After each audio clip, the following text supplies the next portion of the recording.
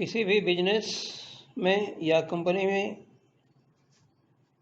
Goodwill या ख्याति का महत्वपूर्ण योगदान होता है। गुडविल एक इंटेंजिबल या अमूर्त संपत्ति है, यानी ये बिना कैपिटल, बिना पूंजी की कोई संपत्ति है। अगर किसी बिजनेस की गुडविल अच्छी है तो पूंजी कम रहते हुए भी वो अधिक लाभ कमा सकता है, और गुडविल अगर उसकी खराब है तो अधिक पूंजी रहते हुए भी वो लाभ नहीं कमा सकता।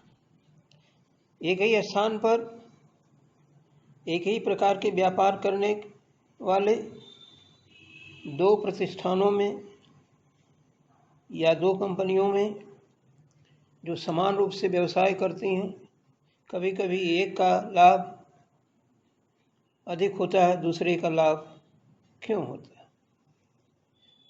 क्या कारण है जिसके वजह से एक प्रतिष्ठान का लाभ अधिक होता है?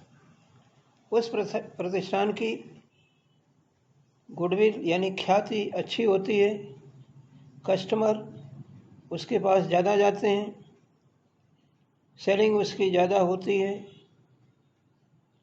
उसकी सेल्स आफ्टर सर्विस जो है अच्छी होती है, पूंजी कम रहते हुए भी वो लाभ ज़्यादा कमा सकता है। मतलब ये गुडविल एक तरीके से प्रॉफिट या लाभ कमाने की अतिरिक्त क्षमता के रूप में देखी जाती है। गुडविल एक ऐसी संपत्ति है जो कहने के लिए तो अमूर्त है, यानी इंटेंजिबल है, लेकिन यह टेंजिबल एसेट से भी ज़्यादा अस्थायी होती है। जैसे लैंड, बिल्डिंग, प्लांट, मशीनरी, ये सब नष्ट हो सकते हैं, दोबारा खरीदे जा सकते हैं, लेकिन अगर गुडविल एक बार व्यवसाय की चली जाए, एक बार प्रोडक्ट की गुडविल चली जाए तो वह फिर से स्थापित नहीं हो पाती। इसलिए गुडविल सबसे अस्थायी संपत्ति के रूप में इसको, यानी फिक्स्ड एसेट्स के रूप में इसको माना जाता है।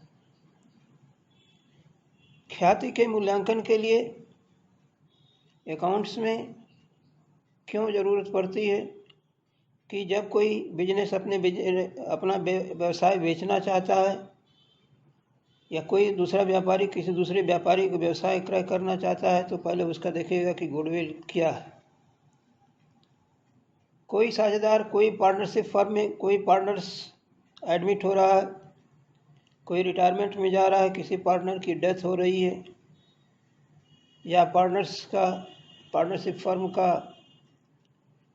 स्ट्रक्चर बदला जा रहा है कंपनी के रूप में, तो ऐसे समय में गुडविल की वैल्यूएशन की ज़रूरत पड़ती है। इसी प्रकार से किसी भी कंपनी का कोई शेयर खरीदना चाहता है, वेल्थ टैक्स लगाना हो, संपत्ति कर लगाना हो, अंशों का मूल्यांकन करना हो, तो अंशों के मूल्यांकन के पहले फर्म की गुडविल की ज़रूरत पड़ती है, कंपनी की गुडविल की ज़रूरत पड़ती है। तो इस तरीके से तमाम ऐसे परिस्थितियां हैं, सिचुएशन है जहां पर ख्याति के मूल्यांकन की ज़रूरत पड़ती है। यह ख्याति दो प्रकार की होती है। एक तो ख्याति जो सेल्फ जनरेटेड है, यानी जो व्यवसाय के मालिक की, प्रोप्राइटर की मेहनत से, उसकी ईमानदारी से, उसकी सर्विसेज से, उसके प्रोडक्ट की क्वालिटी से जनरेट होती है। और दूसरी ये है कि ख्याति जब खरीदी जाती है। ख्याति खरीदी कैसे जाती है? जब कोई बिजनेस हम परचेज करते हैं तो जितना हम पेमेंट करते हैं उससे कम संपत्तियां अगर हमें मिलती हैं तो जो डिफरेंस हम ज़्यादा पेमेंट करते हैं वो गुडविल कहलाती है। कि जैसे मान लीजिए 10 लाख की कोई एसेट्स ली गई, लाइबिलिटी उसके अगेंस्ट में 2 लाख है, तो नेट एसेट्स हमारी 8 लाख की होगी, लेकिन पेमेंट अगर हम 12 लाख का कर रहे हैं तो 4 लाख क्यों पेमेंट कर रहे हैं, किस कारण से पेमेंट कर रहे हैं, ये 4 लाख आपकी गुडविल होगी। अकाउंटिंग के अंतर्गत पहले सेल्फ जनरेटेड इन गुडविल और परचेज गुडविल दोनों की एंट्रियां की जाती थीं, लेकिन अब अकाउंटिंग स्टैंडर्ड 26 के लागू हो जाने के पश्चात गुडविल की एंट्री केवल ऐसे दशा में की जाएगी जबकि वो गुडविल परचेज की गई हो। सेल्फ जनरेटेड गुडविल नहीं दिखाई जा सकती बैलेंस शीट में या बुक में। मतलब अब गुडविल का एंट्री या लेखा बैलेंस शीट में तभी होगा जबकि वो परचेज की गई। अब इसका मूल्यांकन यानी वैल्यूएशन कैसे करते हैं? इसके वैल्यूएशन, चूँकि ये इंटेंजिबल असेट्स है, देखी नहीं जा सकती, अदृश्य संपत्ति है, तो जो चीज़ अदृश्य है उसका मूल्यांकन आप कैसे करेंगे?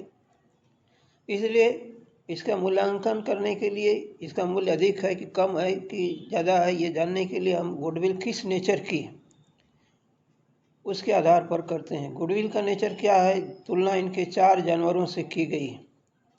एक तो 4 जानवरों में है तो कुत्ते के स्वभाव की ख्याति, जिसको हम डॉग गुडविल बोलते हैं। कुत्ते का स्वभाव क्या होता है कि वो अपने मालिक के पीछे पीछे चला जाता है।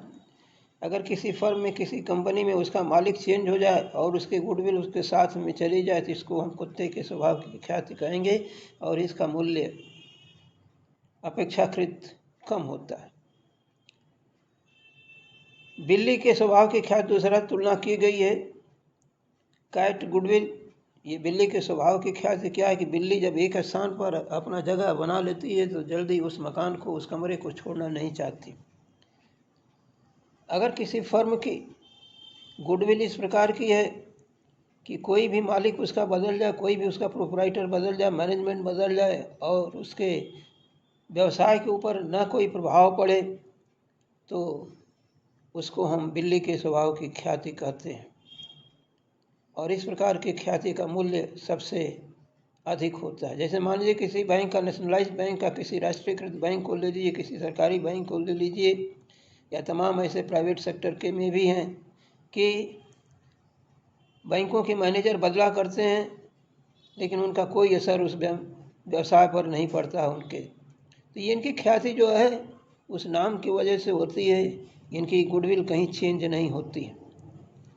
तो इसका मूल्य गुडविल का अन्य की तुलना में ज़्यादा होता है। इसके बाद चूहे के स्वभाव की ख्याति। चूहा का नेचर क्या है कि एक चूहा वहाँ अपना स्थान बनाना पसंद करता है जहाँ उसके लिए खाने के लिए दाने मिलते हो। मतलब कहने का कि अगर घर में दाने हैं खाने को, चूहे रहेंगे, खाने को दाने नहीं हैं तो चूहे नहीं रहेंगे। और अगर कहीं किसी फर्म की गुडविल, किसी प्रोडक्ट की गुडविल कभी आती है, कभी नहीं आती है, चली जाती है, तो इसको हम क्या बोलते हैं? चूहे के स्वभाव की ख्याति बोलते हैं। चौथे स्वभाव में खरगोश के स्वभाव की ख्याति एक नया ये इस समय उभर के आया है। Rabbit goodwill. चूहे का, ये खरगोश का नेचर क्या है कि वो अपना आसपास में ही घूम करके रहता है, कहीं अगल बगल नहीं जाता, दूर दराज में। तो अगर कोई व्यापार का बिजनेस आसपास तक ही सीमित है तो ऐसे फर्म की गुडविल ख्याति लोकल मानी जाएगी। तो इस तरीके से ख्याति का मूल्यांकन करने के ये दशाएं होती हैं। कम मूल्य इनका अधिक होगा, कम मूल्य कम होगा। एक्यूरेट मूल्य, वास्तविक मूल्य ज्ञात नहीं हो पाता, लेकिन फिर भी जो है हम ख्याति के मूल्यांकन के लिए विधियां कुल लगभग 4 विधियां उपयोग में लगाई जाती हैं। क्योंकि ख्याति अतिरिक्त लाभ कमाने की क्षमता है, यानी लाभ, प्रॉफिट ज़्यादा है तो गुडविल ज़्यादा है। तो इसलिए चारों मेथड जो हैं या जो भी मेथड हैं वैल्यूएशन ऑफ गुडविल के, वो प्रॉफिट के ऊपर, लाभ के ऊपर डिपेंड करते हैं। तो पहले मेथड में हम एवरेज प्रॉफिट मेथड लेते हैं, औसत लाभ विधि लेते हैं। इस औसत लाभ विधि में goodwill equal to adjusted profit, average profit into number of years purchase.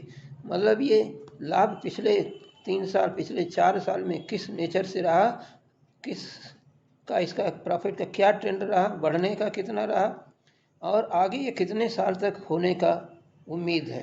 तो नंबर ऑफ ईयर्स परचेज ये देखेंगे कि भविष्य में कितने साल तक हो सकता है, 1 साल, 2 साल, 3 साल, तो इसको नंबर ऑफ ईयर्स परचेज करेंगे। एवरेज प्रॉफिट हम पिछले 3 साल, 4 साल, 5 साल का लेते हैं। तो ये जो लेंगे प्रॉफिट, ये एडजस्टेड होगा।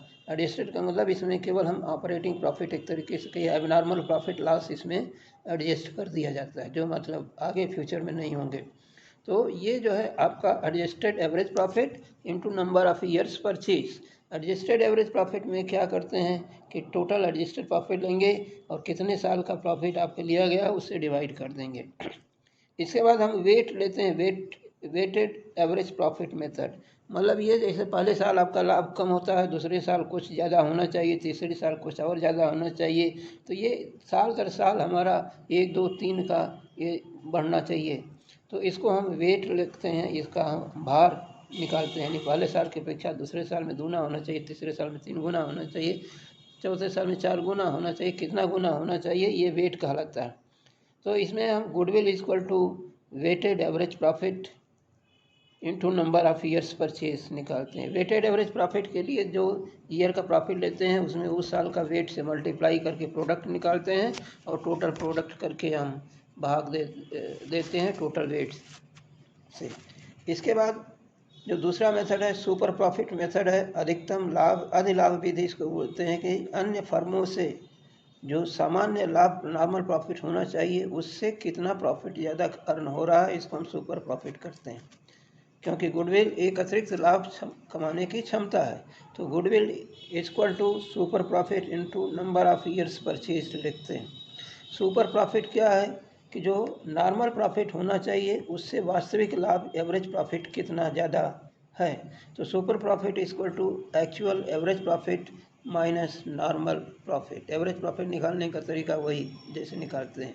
नॉर्मल प्रॉफिट क्या है कि कैपिटल कितनी लगी है और आमतौर से मार्केट में क्या रेट ऑफ इंटरेस्ट है, कितनी कैपिटल फर्म में व्यवसाय में लगाई गई है, कैपिटल एम्प्लॉयड इसको बोलते हैं, into normal rate of return कहते हैं। कैपिटल एम्प्लॉयड का मतलब कैपिटल इन्वेस्टेड से है। अगर कैपिटल इन्वेस्टेड नहीं दी गई है तो ये आपका टोटल असेट्स माइनस लाइबिलिटी कर देते हैं, तो कैपिटल एम्प्लॉयड निकल आता है। कभी कभी यहाँ पर एवरेज कैपिटल लेते हैं, कभी कभी लास्ट की कैपिटल लेते हैं, तो जैसा भी होगा उसके हिसाब से करते हैं। और एवरेज प्रॉफिट निकालने के लिए इसका क्या करते हैं कि टोटल प्रॉफिट जो इनका एडजस्टेड है अपन नंबर ऑफ ईयर्स परचेज करके निकालते हैं। इसके बाद तीसरा मेथड है पूंजीकरण विधि, कैपिटलाइजेशन मेथड। पूंजीकरण विधि क्या है कि हम जो अधिक लाभ फर्म ने कमाया है वो कितनी पूंजी पर उतना हो सकता है, यानी उसका पूंजीकरण कर देते हैं। कि जैसे मान लीजिए एक फर्म ने 10,000 रुपये प्रॉफिट कमाया और वो 10% मार्केट रेट है, तो इसका मतलब हमारा 1,00,000 रुपये की कैपिटल पर 10% 10,000 आएगा। इसी को हम कैपिटलाइजेशन मेथड कहते हैं। मतलब जो हमारा सुपर प्रॉफिट हुआ वो कितने कैपिटल के बराबर का प्रॉफिट होता है। तो यहाँ पर capital profit capitalisation of super profit निकालते हैं और कैपिटलाइजेशन ऑफ एवरेज प्रॉफिट दोनों निकालते हैं। दोनों का आंसर एक ही आता है। तो goodwill equal to super profit into 100 upon normal rate of return. Super profit निकालने का फार्मूला वही कि आपका एवरेज प्रॉफिट जितना है उसमें से नॉर्मल प्रॉफिट घटा देंगे। कैपिटलाइजेशन ऑफ एवरेज प्रॉफिट यानी कि जो आपका वास्तविक लाभ है, औसत लाभ है, उसका पूंजीकरण कर देते हैं, यानी जो एवरेज प्रॉफिट आएगा उसका कैपिटलाइजेशन करेंगे। Capitalised value of average profit minus net assets. Net assets का मतलब यहाँ कैपिटल एम्प्लॉयड से है। तो इस तरीके से हमारी गुडविल मालूम होती है। तो net assets minus liability equal नहीं, assets minus liability equal to net assets. इसके बाद है capitalised value of average profit equal to average profit into 100 upon normal rate of return. Last method इनका वार्षिकी पद्धति होती है, एनुटी मेथड होता है। एनुटी मेथड वार्षिकी पद्धति क्या होती है कि ये अगर आज की डेट में 1 रुपया जमा किया जाता है, 4 साल में 4 रुपया जमा किया जाता है, तो 4 साल बाद उसकी वैल्यू क्या आएगी, इसको हम वैल्यू ऑफ एनुटी बोलते हैं। यानी प्रेजेंट वैल्यू उसकी कितनी होगी। अगर आज की डेट में 10,000 रुपये हैं, 4 साल बाद वो उसके वैल्यू कितना हो जाएगी। तो इसमें हम सबसे पहले सुपर प्रॉफिट निकालते हैं इनटू वैल्यू ऑफ एनुटी। ये वैल्यू ऑफ एनुटी दी होती है, नहीं तो इसका एक फार्मूला हम लगा करके उपयोग करते हैं। इस तरीके से आपका जो वैल्यू ऑफ एनुटी यानी वार्षिक वृद्धि पद्धति से गुडविल का हम मूल्यांकन करते हैं। तो अलग अलग ये 4 मेथड हैं जिसके अनुसार हमें ख्याति का मूल्यांकन किया जाता है।